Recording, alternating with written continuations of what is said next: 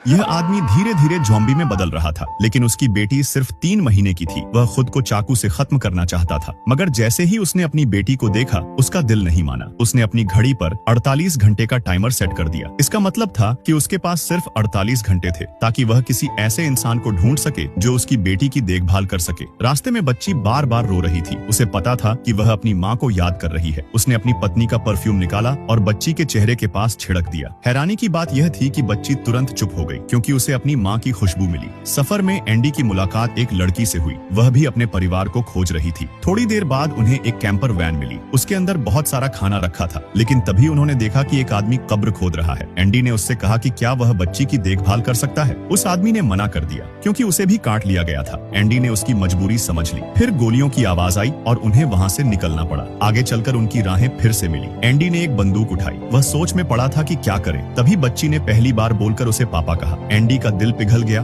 और उसने बंदूक नीचे रख दी। अब वह उसे छोड़ नहीं सकता था, मगर उसके पास वक्त भी बहुत कम बचा था। धीरे धीरे बीमारी उसके शरीर में फैलती जा रही थी। उसे सहारे के लिए डंडे का इस्तेमाल करना पड़ा। कुछ देर बाद उसने रुककर अपनी बेटी उस लड़की को सौंपी। फिर वह थोड़ा दूर चला गया, क्योंकि अब उसका शरीर जवाब देने लगा था। उसने लड़की के हाथ में डंडा देखा और दिमाग में एक उपाय आया। उसने अपनी बेटी को आखिरी बार चूमा। लड़की से वादा लिया कि वह उसकी देखभाल करेगी। फिर उसने सड़े हुए मांस को डंडे के सिरे पर बांध दिया, मुंह पर माउथ गार्ड लगाया और अपने हाथ रस्सी से कसकर बांध लिए, ताकि जब वह काबू खो दे तो भी बच्ची और लड़की सुरक्षित रहे। इसके बाद उसने दोनों को उठाया और चलता रहा। यही उसका आखिरी तोहफा था, एक पिता का अपनी बेटी के लिए अंतिम प्यार। कई घंटों बाद लड़की अपनी जनजाति तक पहुंच गई। सब लोग यह दृश्य देखकर हैरान रह गए। एक बुजुर्ग ने एंडी की पीड़ा खत्म करने की बात की, मगर लड़की ने उसे रोका। उसने एंडी की पत्नी का परफ्यूम निकाला और उसके सामने छिड़क दिया। एंडी बेहोश था, लेकिन खुशबू सूंघते ही उसने हल्की प्रतिक्रिया दी। शायद यही प्यार की ताकत थी। उसी पल एंडी की आत्मा को सुकून मिला। लड़की ने बुजुर्ग को इशारा किया और एंडी वहीं गिर पड़ा।